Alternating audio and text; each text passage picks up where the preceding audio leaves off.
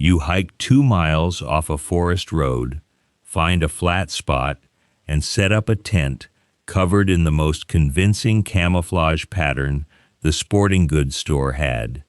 You crawl in at dark, feeling like part of the landscape. At 7 the next morning, somebody walks their dog straight into your camp like they had the address written down. That happens to people every weekend. Here is what nobody at that store will tell you. They never saw your tent. They read everything around it. My name is Thomas Yazzie. I grew up Dene in the high desert of the Southwest, and most of what I know about moving through country quietly came from people who treated it as ordinary skill rather than anything special. Today I am giving you 25 of those skills. Before the first one, let me be clear about what this is for, because the title of a video and the honest use of a skill are two different things. Everything here is for camping quietly and respectfully on ground you have every right to be on. Dispersed camping on national forest and BLM land is legal across enormous stretches of this country, and it is where most of these skills belong. Knowing the rules where you are and following them is part of the craft rather than separate from it. The old ones were not hiding from anyone. They moved quietly because quiet is how you see animals, how you avoid trouble, and how you leave a place the way you found it. That is the tradition this comes from, and it is a good one. Now, 25. 1. Choose your camp at midday rather than dusk. Daylight shows you the deer trails, the boot prints, the low wet ground, and the dead limbs overhead. Dusk hides all of it. When you have about 2 hours of light left, stop walking. 2. Camp well back from water. Everything in those woods travels to water, including people on trails their feet have been wearing in for generations. 100 yards back puts a football field between you and the busiest road in the forest. 3. Remember that running water is noise, and noise works both ways. Camp beside a creek, and you will never hear anything coming. 4. Stay off the skyline. A person standing on a bare ridge at dusk is a black cutout against a lit sky, and so is a tent. That silhouette carries for a mile. 5. Camp where nobody has a reason to walk. People follow trails, go to water, and climb to the overlook.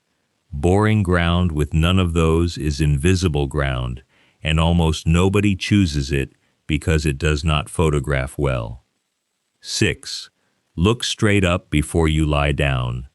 A dead limb hanging above your bed is the cheapest way to get hurt out there, and checking takes 10 seconds. 7. Put your fire in the ground. Dig a hole about a foot across and a foot deep, then a second smaller hole a handspan away, angled to meet the first at the bottom. That second hole feeds air to the base of the fire. What you get burns hotter, uses about half the wood, shows almost no light above ground, and produces very little smoke. 8. Burn dead wood that is still standing on the tree, about thumb thickness. Smoke is mostly water, leaving wood that is not ready to burn. Wood on the ground drinks moisture from the soil like a wick. Green wood is full of sap. A dead branch dried in the wind snaps clean and burns nearly invisible. 9. Cook in the gray hour. An open flame in full darkness carries a long way through open timber. Cook the meal, boil tomorrow's water, and put the fire dead out before true dark. Dead out means stirred, wet, and cold to the back of your hand. 10. Know the cold camp. Dried meat, parched corn, and nuts require no cooking at all. Carry 2 days of food like that, and for 2 days your camp produces no smoke, no light, and no cooking smell. This is exactly the kind of knowledge that never got written down where I come from, which is most of the reason I finally put together Walk Easy. Every method laid out with the reasoning underneath it, the same way it was handed to me. It's a small one-time amount, less than a decent tarp, and it replaces a pack full of gear you'd otherwise buy. First link in the description and pinned at the top of the comments. There is a detail about that fire hole worth adding because people get it wrong and then decide it does not work. The 2 holes have to actually connect at the bottom. If they do not meet, you have simply dug 2 holes and the draft never establishes. Dig the main hole first, then start the air hole at an angle roughly a handspan away and work toward the base of the first one until you feel the soil give way between them. You will know it worked the moment you light the fire, because the flame pulls downward and sideways rather than rising lazily, and the smoke almost disappears. 11. Break your straight lines. Walk through any forest and try to find a clean straight edge longer than your arm. You will not, because nature does not draw them. A tent ridge line, a taut guy line, the crisp curve of a dome, those are what the eye snags on regardless of the pattern printed on the fabric. Pitch low, tuck against a downed log, and lean a few dead branches across the outline. 12. Kill the shine. One glint of sun off a steel pot flashes 300 yards through trees, because that is precisely how a signal mirror works. Smoke your cookware black and leave it black. Mind your glasses, your watch, metal zipper pulls, and a phone screen lighting your face at night. 13. Protect your night vision. Your eyes need about 30 minutes in darkness to reach full sensitivity, and one blast of white light resets that to 0. Keep light low, keep it red if you can, and keep it aimed at the ground.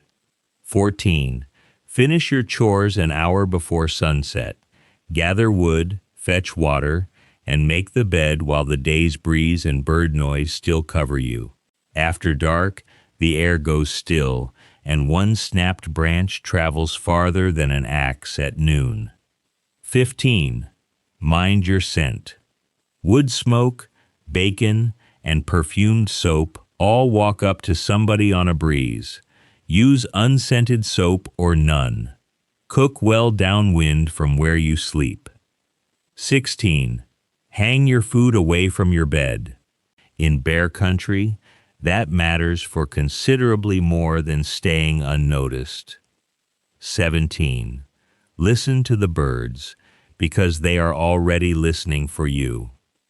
Jays, crows, and squirrels announce everything moving through their woods, and that scolding follows a walking person like a spotlight. When your camp is calm, the birds return to ordinary talk, and ordinary talk means you are alone. 18. Notice when the woods go suddenly silent. That is information, and it is worth sitting still for. 19. Arrive at dusk and leave at first light. Fewest people are moving in those 2 gray hours, and your camp should exist only between them. 20. Walk in on hard ground. Soft dirt and moss remember every boot, and coming and going along the same easy line wears a visible path to your own door within 2 nights. Enter over rock, gravel, or deadfall, and change your line each trip. 21. Silence your gear before you leave home. Tape down anything that rattles, tighten loose buckles, and stuff a sock between metal items in your pack.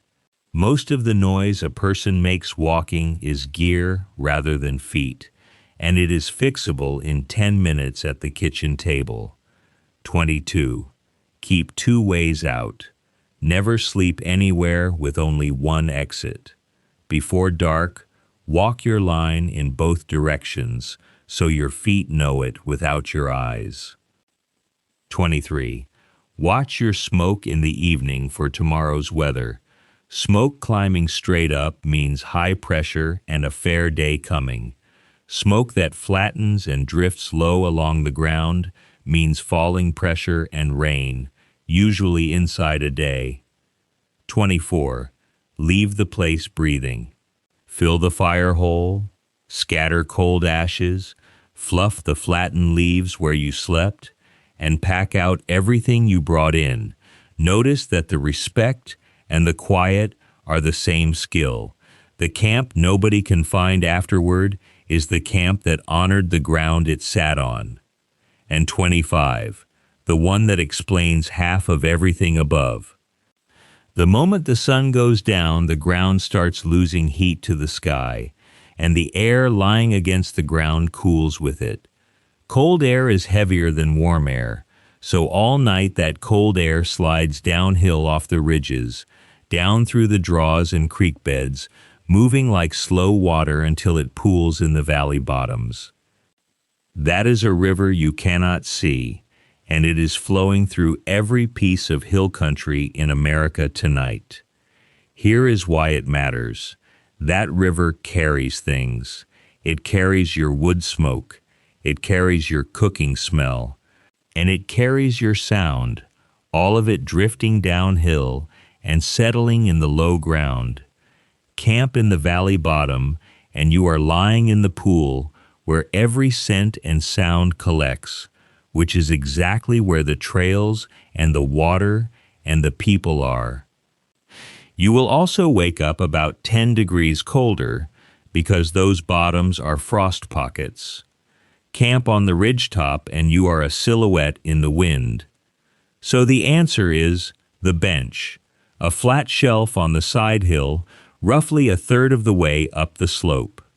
Up there, the cold river slides past below you all night, draining your smoke and your scent down into empty country where nobody walks, carrying your sound with it, and leaving you in air noticeably warmer than the creek bottom.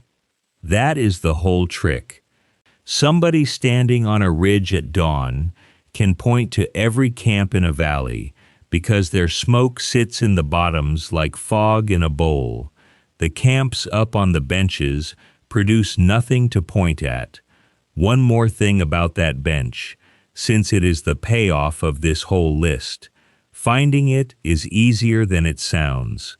Walk up from the creek bottom and pay attention to the ground under your feet. You will feel the slope steepen, then ease, then steepen again.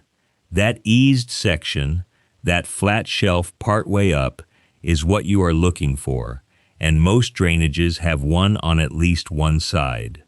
It is also where you will find old camps if you look, because people have been choosing that same ground for a very long time, and for exactly the same reasons. Now, a few things that tie all 25 together. Notice how few of them involve buying anything. Camouflage fabric hides you from a pair of eyes at 30 feet. Almost nobody finds a camp that way. They find it from 300 yards with their ears, with their nose, and with plain reasoning about where a person would put a tent. Notice also that nearly every skill on the list is a decision made before dark rather than an action taken after. Site selection at midday, chores finished by sunset, gear silenced at home. The camp that disappears was arranged hours earlier by somebody who was not in a hurry. And notice the last one. The cold air drainage is not a trick anyone invented. It is simply what air does every night, everywhere, and the old ones learned it by sleeping outside enough times to notice the pattern. That is how most of this knowledge came to exist. Nobody ran an experiment. People paid attention across generations and passed along what held up. Practice these in fair weather when nothing is at stake, because that is the only way any of it is available to you when conditions turn. Build a camp on a Saturday with no pressure on you and see how long it actually takes to do properly.